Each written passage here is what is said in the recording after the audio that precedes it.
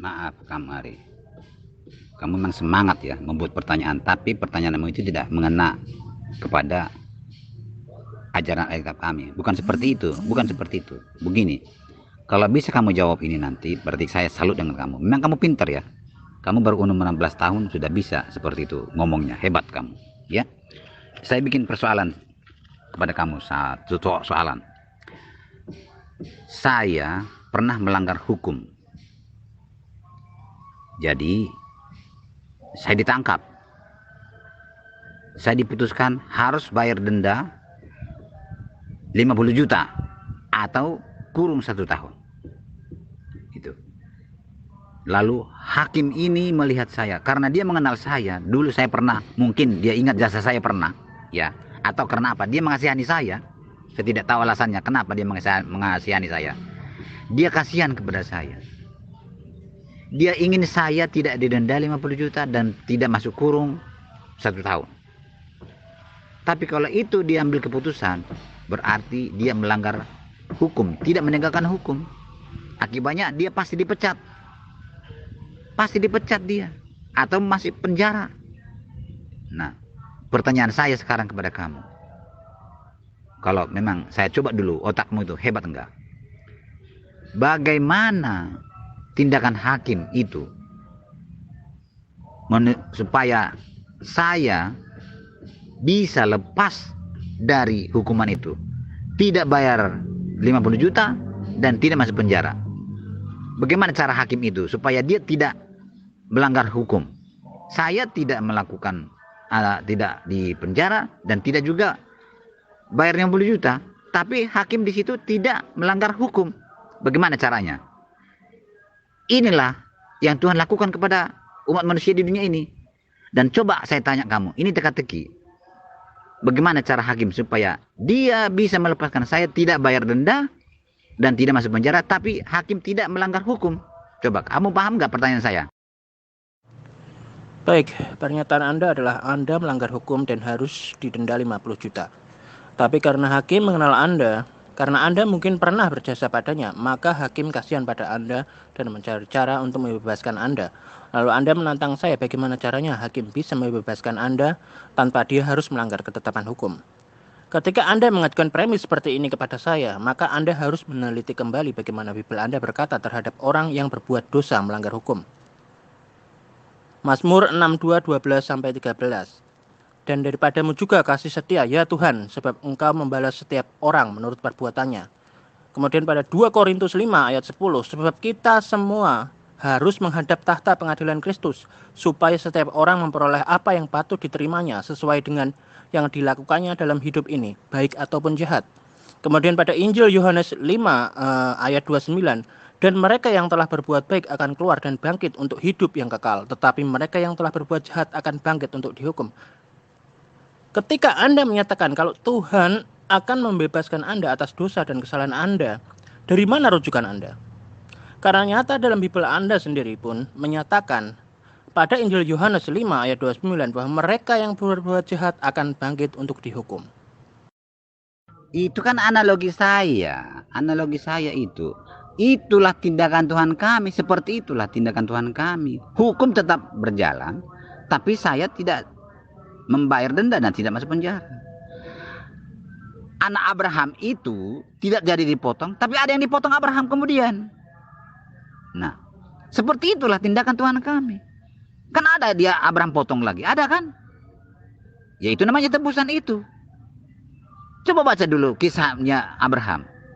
Ibrahim lah kalau di Al-Quran. Kalau di Alkitab kami Abraham namanya. Seperti itulah yang dilakukan oleh Tuhan kami. Jadi tetap ada yang dihukum. Tuntutan hukum itu ada. Ibrahim tetap memotong. Tapi bukan motong anaknya lagi. Iya kan? Coba belajar kamu pelan-pelan ya. Pelajari pelan-pelan. Abraham itu tidak jadi memotong anaknya, tapi dia tetap memotong. Mentumpahkan darah juga, tetap ada yang ditumpahkan darah. Jalan keluarnya supaya anaknya selamat. Iya kan? Anda tidak bisa mengambil perumpamaan dari kisah Ibrahim, sebab mereka berdua bukan pelaku dosa yang harus dihukum. Dan pernyataan Anda, hukum tetap berlaku dengan tebusan.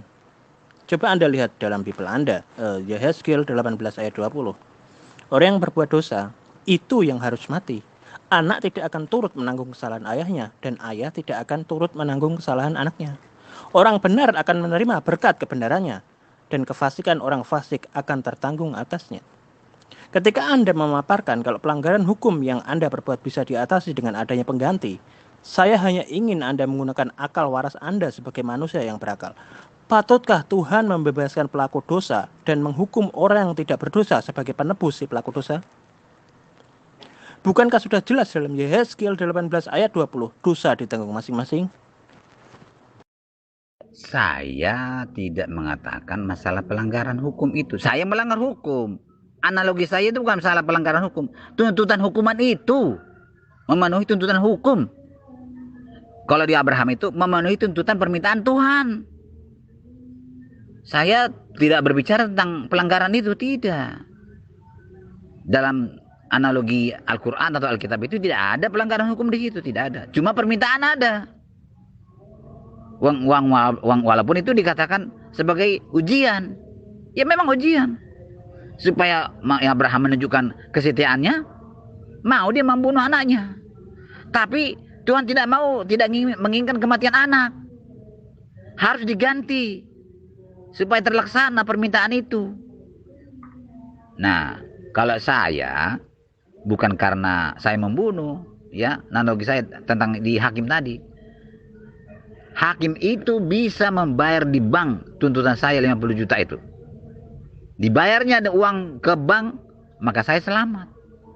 Jadi ada pengganti, penebusnya apa? Hakim itu sendiri yang menebus saya. Dengan cara apa?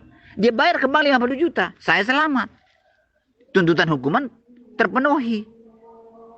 Begitu kawan, itu ceritanya. Ya.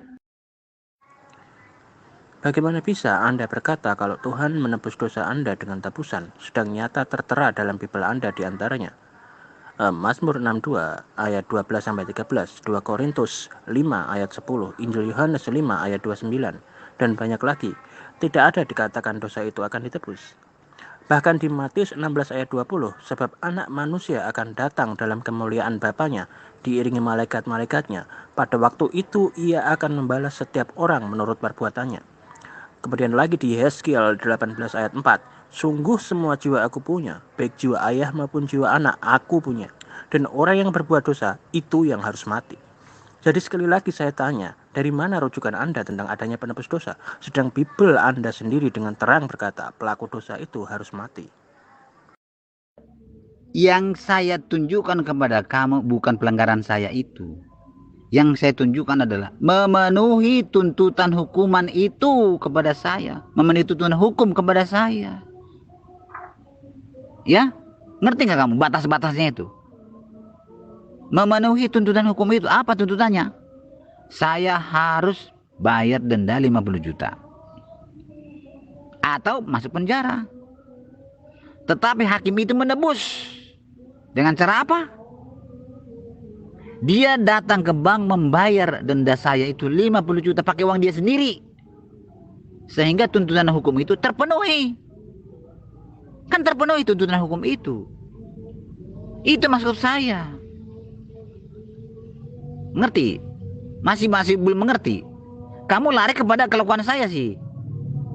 Memenuhi tuntutan hukuman itu. Bukan saya yang memenuhi. Saya lepas jadinya. Tapi tuntutan hukum itu tetap ada. Sama dengan seperti Abraham dan anaknya itu. Anaknya itu lepas, tapi tetap ada memenuhi permintaan Tuhan itu apa? Penumpahan darah itu ada kan? Tetap juga Abraham membunuh. Walaupun yang dibunuh bukan anaknya. Sama dengan Tuhan kami itu. Tetap juga ada yang mati. Tapi bukan kami yang mati. Tuhan itu sendiri datang ke dunia ini mati di kayu salib. Menggantikan kematian kami. Itu yang dimaksud. Itu yang dimaksud. Jangan terlalu jauh berpikirnya. Jangan terlalu jauh berpikirnya. Coba Anda lihat di 2 Korintus 5 ayat 10. Sebab kita semua harus menghadap tahta pengadilan Kristus. Supaya setiap orang memperoleh apa yang patut diterimanya.